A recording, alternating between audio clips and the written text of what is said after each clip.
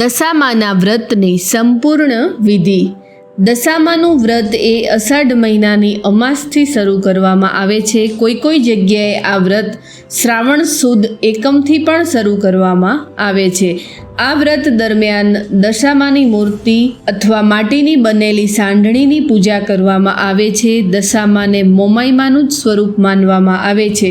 દશામાનું વ્રત સ્ત્રી હોય કે પુરુષ કોઈ પણ કરી શકે છે. કુમારિકાઓ પણ આ વ્રત કરી શકે છે. આ વ્રત દરમિયાન બ્રહ્મચર્ય પાળવું, ઘરમાં કજિયો, કંકાસ કે ખોટું ન બોલવું અને માંસ મદિરાના સેવનથી દૂર રહેવું. આ વ્રત કરનારે 10 દિવસ ઉપવાસ કરવો, પણ જો કોઈ કારણોસર ઉપવાસ ન થઈ શકે તો ફક્ત એકટાણા જમવું, જેમાં તામસિક ખોરાક ન લેવો જોઈએ.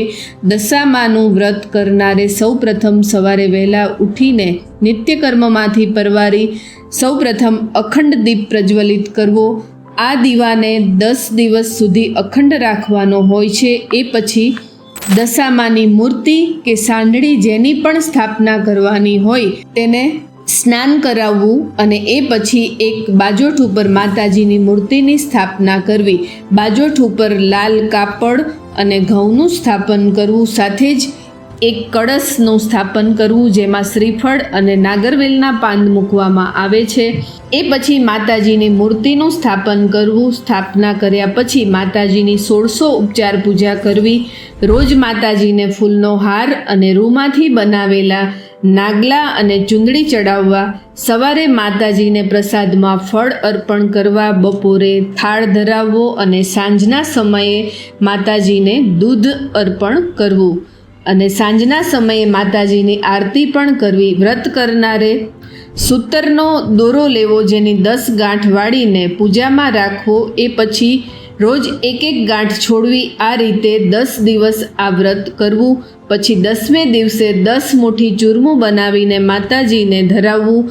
એ પછી આ ચૂરમાના 4 ભાગ કરવા, જેમાં એક ગાયને જમાડવો, બીજો નાના બાળકોને, ત્રીજો માતાજીને ધરાવવો અને ચોથો વ્રત કરનારે ગ્રહણ કરવો. 10મા દિવસે આખી રાત જાગરણ કરવું અને આખી રાત માતાજીની ઉપાસના કરવી. એ પછી સવારે નાહીને માતાજીની પૂજા કરવી અને પછી શુભ મુહૂર્તમાં માતાજીની મૂર્તિ કે સાંઢણીનું વિસર્જન કરવું.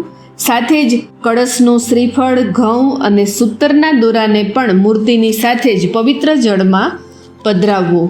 આ રીતે દશામાનું વ્રત 5 વર્ષ સુધી કરવામાં આવે છે. 5 વર્ષ પૂરા થાય એટલે 5 કે 7 બ્રાહ્મણોને જમાડવા. એ સિવાય ઘણી જગ્યાએ 5 કે 10 ગોરણીને પણ જમાડવામાં આવે છે.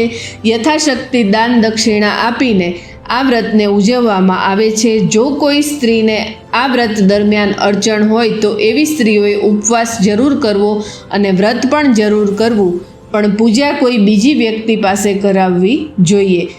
સાચા મનથી આ રીતે નિયમપૂર્વક અને પૂરી શ્રદ્ધાથી જો આ દશામાનું વ્રત કરવામાં આવે તો તે વ્યક્તિની માઠી દશા જરૂર દૂર થાય છે.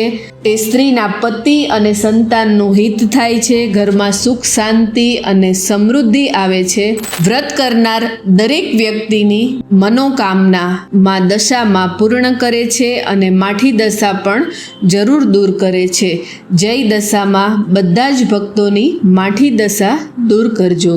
જય માતાજી. જય દશામાં.